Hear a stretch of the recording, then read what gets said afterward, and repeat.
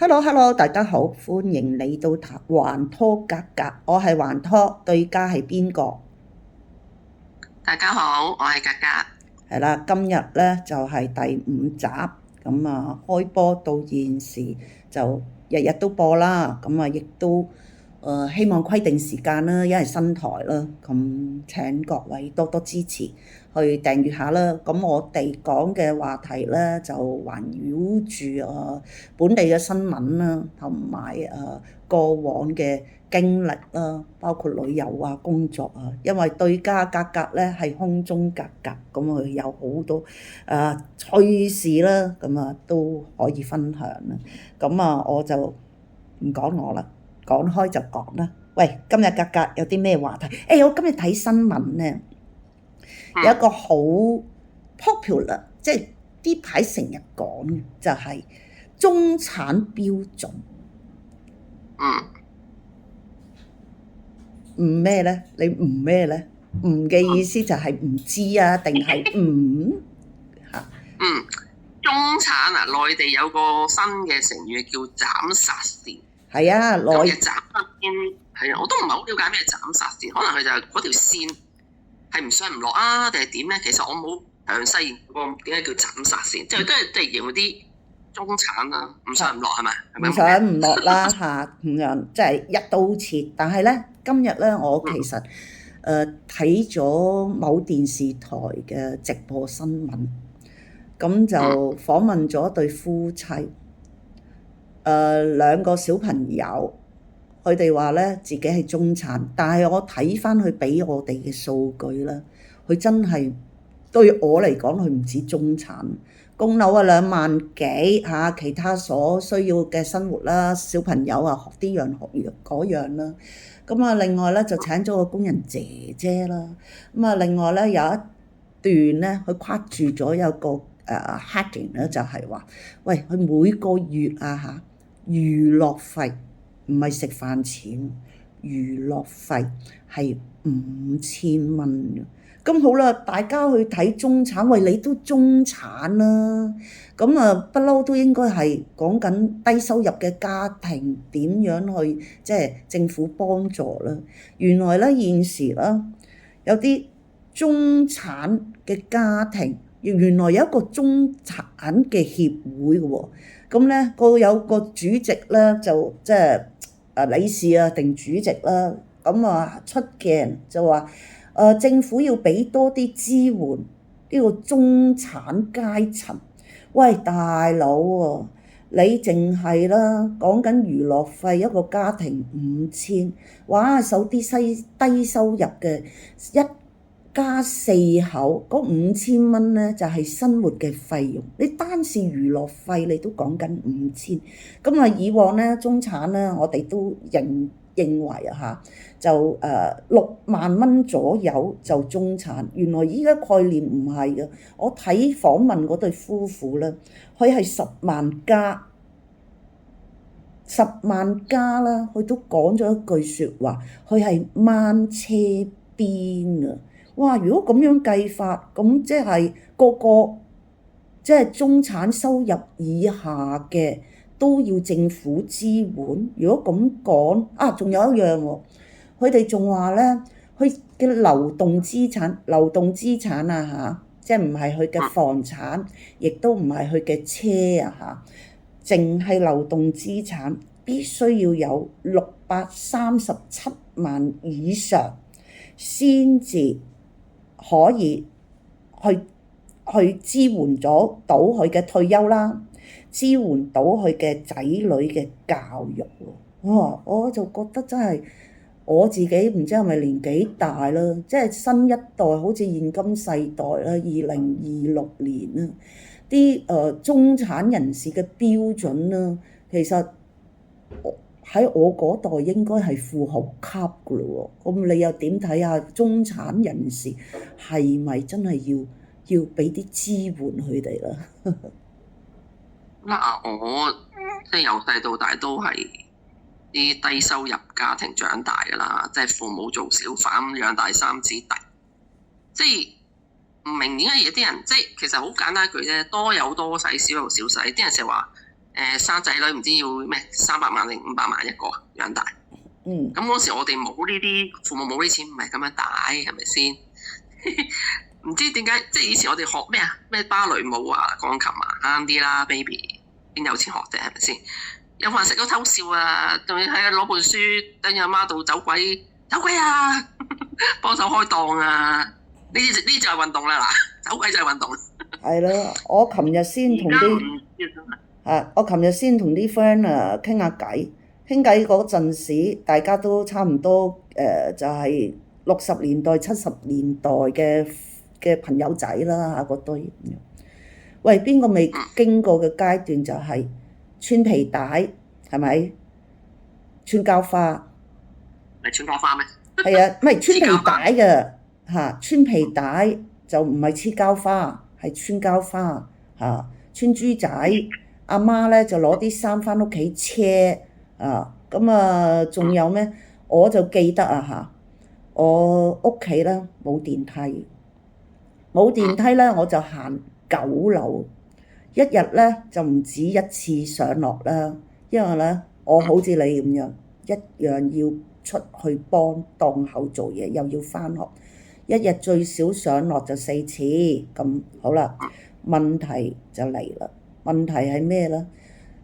暑假出完檔口，暑假下晝冇事噶嘛，我哋個檔口係上晝開嘅啫嚇，下晝冇事就做乜嘢啦？以前咧就寫字樓未有好多座機電話，唔知大家有冇經歷過嚇？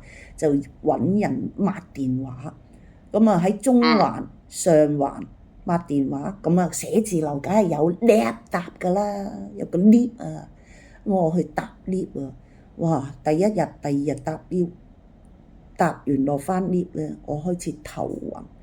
做咗1個禮拜就病咗2個禮拜，因為唔習慣。咁又係咁樣捱翻嚟，係咪先？咁啊依家話啲暑期班，邊度點知暑期班啊？咁我都知道點解要用5000蚊一個月嘅娛樂費，又要帶下佢哋去咩公園啊、主題樂園啊。突然間保險公司年底到年初，依家喺金鐘咪有個遊樂場啊，淨係買門票都講緊2嚿水啊，平均咁啊，一家4口咪1200蚊咯，仲要買下爆谷，碌下嗰啲遊戲，撳下機，咁啊一晚嘅使費2-3千啊，肯定噶啦。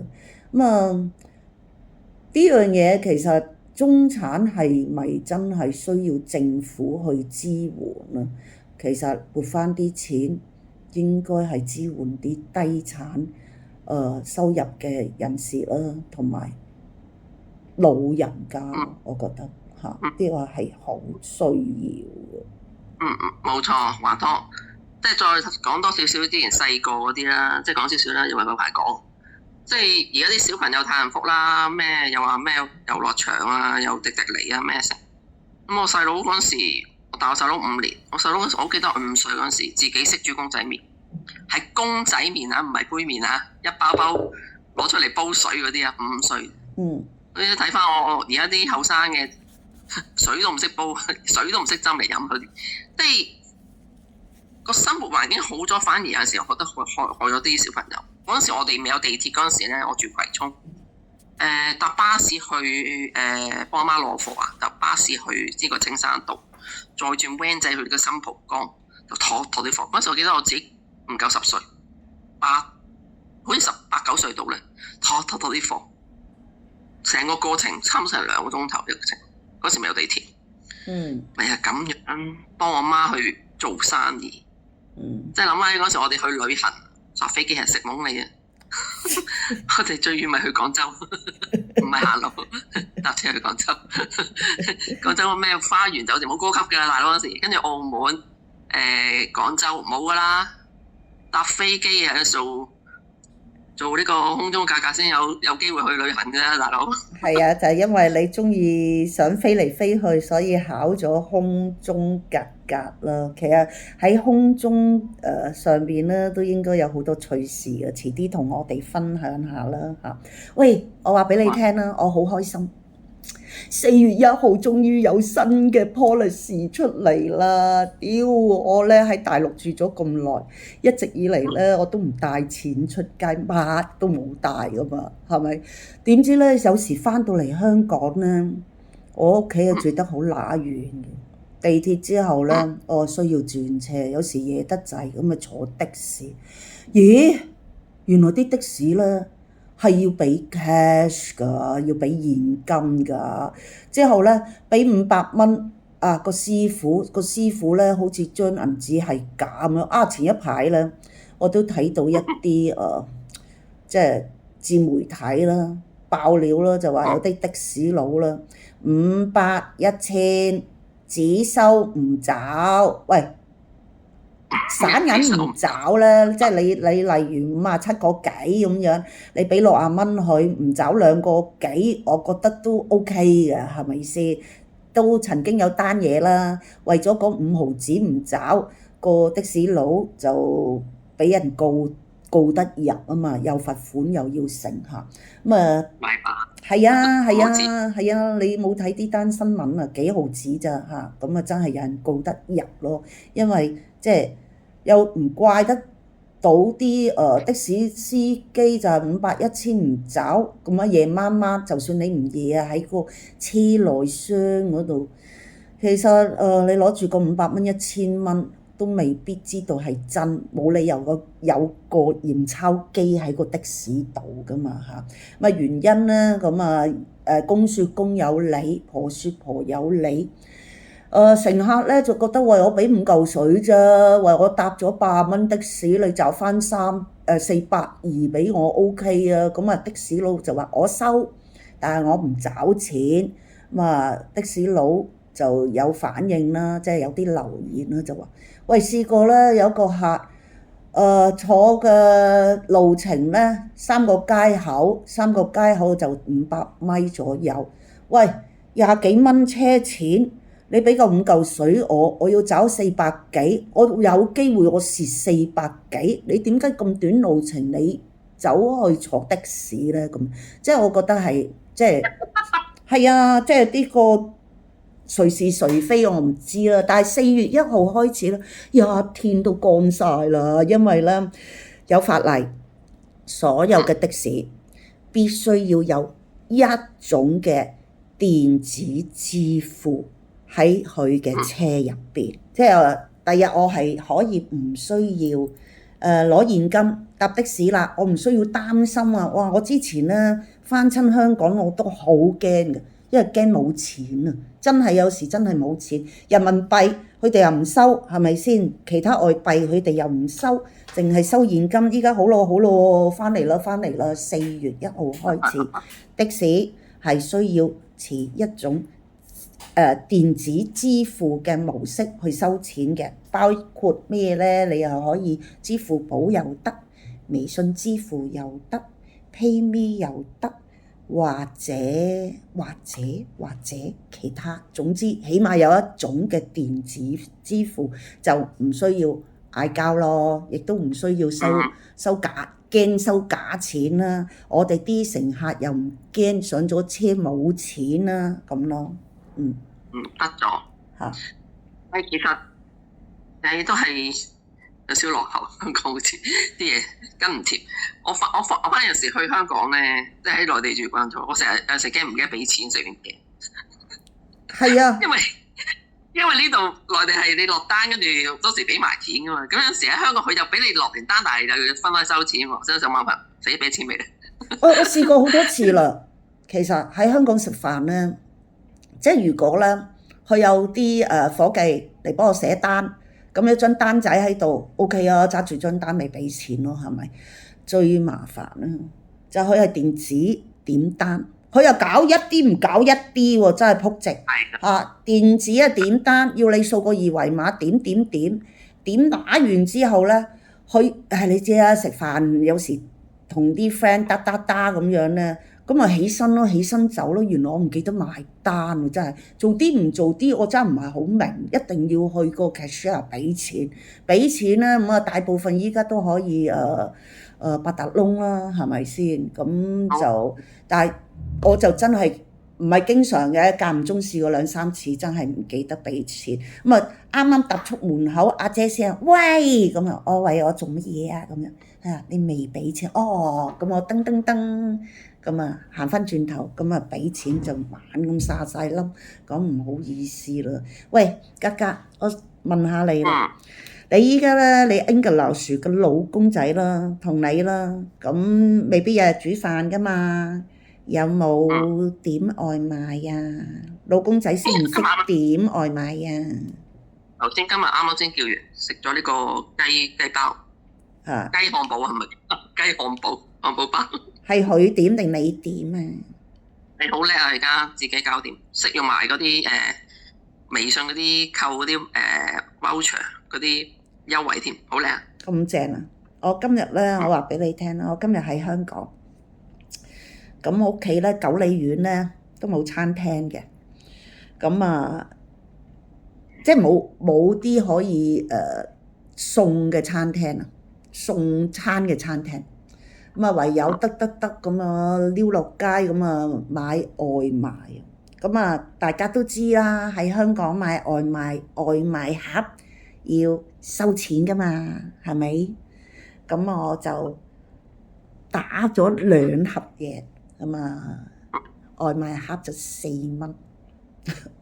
之後咧，我又懶，我連咧洗雙筷子我都唔想洗，我就叫阿姐姐，我話你俾雙筷子我啊，唔該咁樣，木嘅啫，佢唔會俾塊膠嘅筷子我，木嘅。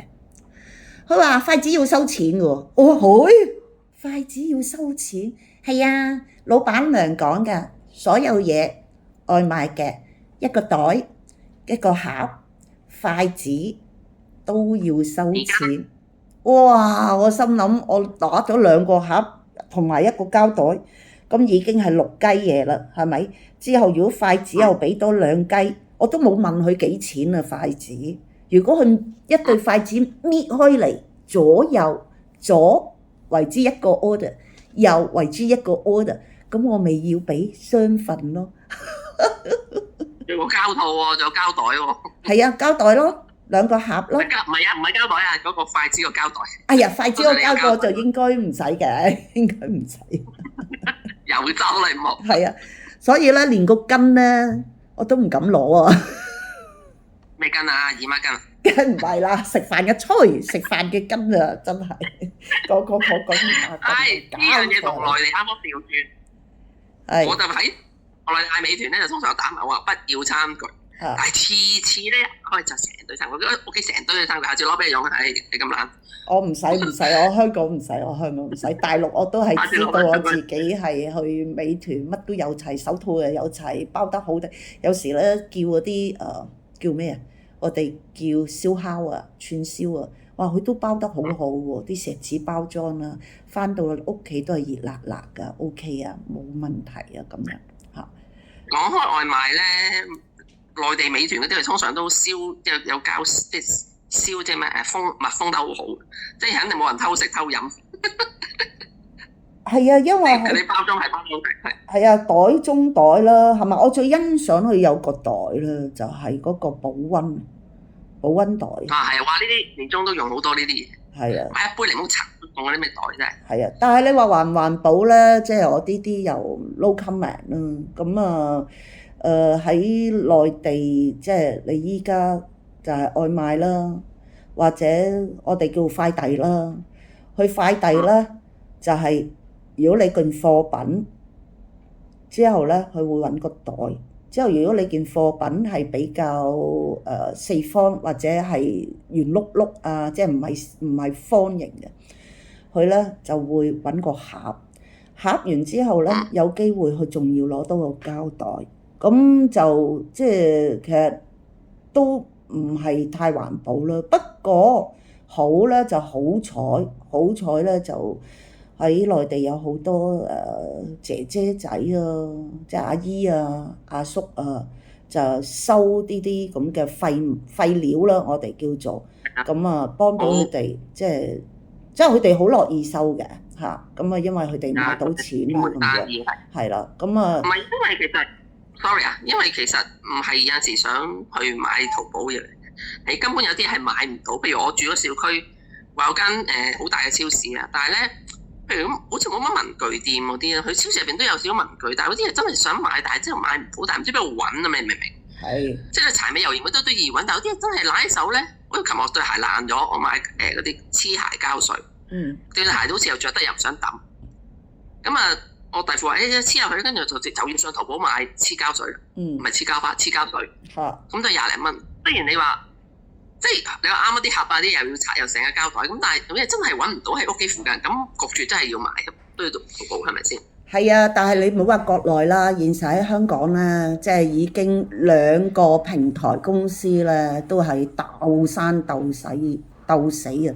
我咧前幾個月啊冇翻嚟嘅，咁啊翻到嚟就見到我啲屋企人飲下茶啦。